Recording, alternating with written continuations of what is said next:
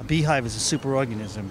There's one queen, there's about 95% worker female bees and about 5% male drone bees. And everybody has their job to do. And it's just a fine-tuned organism.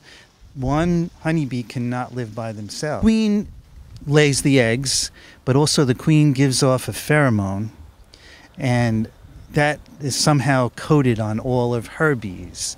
So if a bee from one of the other hives tries to get into that hive and they don't have that scent on them, there's guard bees that are standing right by the door, and they chase them away. The honeybees are generalists, so they pretty much will forage on anything. They're looking for pollen and nectar. That's what they need for their own food and to feed the larvae that grow from the eggs that the queen lays. The best thing they can do is plant a variety of flowers, native if possible, that flower throughout the season. So things that flower really early in the season, like violets, perfect. And then mid-season, things like purple coneflower, something called culver's root has a flower that the bees really like. And then into the fall, goldenrods and asters. So once fall hits, there's still food for the bees to store up before it gets too cold, so they have food to survive the winter. Contrary to popular belief, the bees are not collecting honey for us.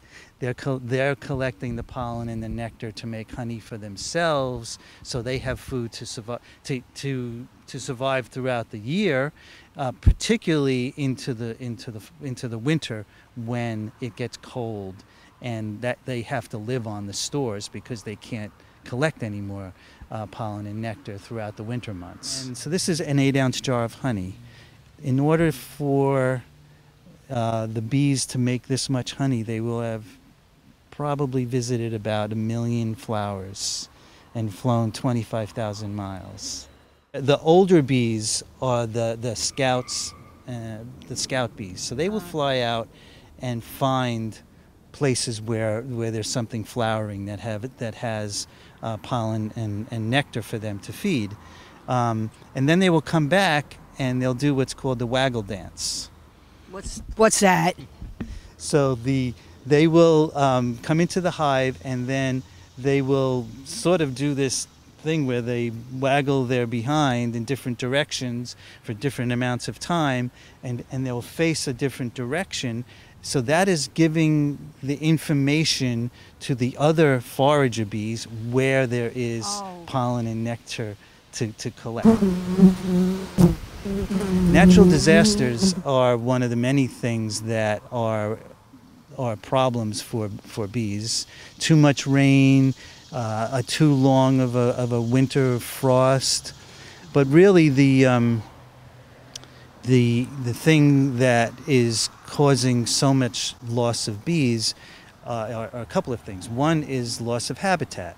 So if there's not habitat, meaning flowers for them to feed on, they can't survive.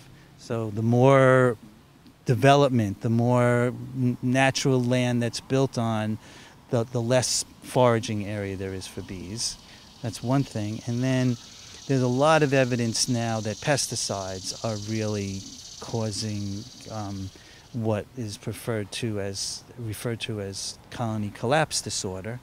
And one particular type of pesticide, which is a systemic pesticide, where the seeds are treated or the ground is treated, so everything picks up that pesticide. It's not just sprayed once and then it disappears, but it stays in the plant and can manifest itself in the flower. The bee will eat it and may not die immediately from it, but they will bring back minute quantities of that pesticide into the hive, and then eventually that will weaken and potentially destroy the hives. support their local beekeepers. You know, if you find people selling local honey, buy that honey.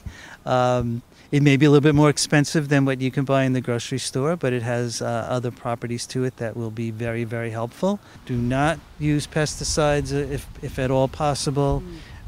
Plant a variety of native trees, shrubs, and perennials that flower throughout the year to provide forage for the bees.